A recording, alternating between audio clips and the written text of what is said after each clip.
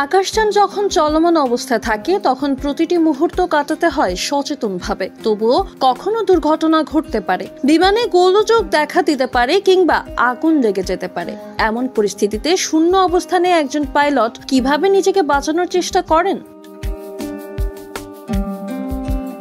আকাশে ভ্রমণকালীন দুর্ঘটনার সময় পাইলট যে উপায়ে নিজেকে রক্ষা করেন তাকে বলা হয় ইজেকশন সিট সিস্টেম। এই পদ্ধতিতে বিমানের সিটটিকে বিশেষভাবে তৈরি করা হয়। কোনো দুর্ঘটনা ঘটলে কিংবা পাইলট ও ক্রুরা যদি বুঝতে পারেন বিমানটি বিধ্বস্ত হতে যাচ্ছে, তখন তারা বিমান ছেড়ে শূন্যে বেরিয়ে আসেন। এরপর প্যারাশুটের সাহায্যে ধীরে ধীরে মাটিতে নামেন।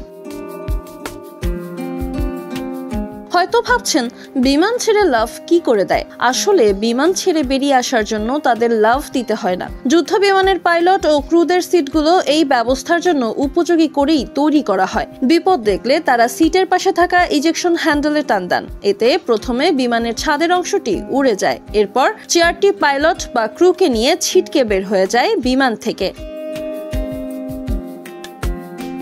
চেয়ারটিকে বিমানের বাইরে বের করার জন্য রকেটের শক্তি ব্যবহার করা হয়। পাইলটকে নিয়ে বিমান থেকে কয়েক মিটার দূরে চলে যাওয়ার পর চেয়ারটি নিচে পড়ে যায় এবং একটি এমার্জেন্সি ছোট প্যারাশুট খুলে যায়। এতে গতি কমার ফলে পাইলট তার মেইন প্যারাশুট খোলার সুযোগ পেয়ে যান। এই ইজেকশনের কাজটি খুব দ্রুত গতিতে হয়, কখনো সেটি শব্দের চেয়ে কয়েক গুণ বেশি গতিতে সম্পন্ন হয়। ফলে পাইলট বা ক্রুদের আহত হওয়ার ঝুঁকি থাকে, তবুও বাঁচার শেষ চেষ্টা হিসেবে কাজটি করতেই হয় তাদের।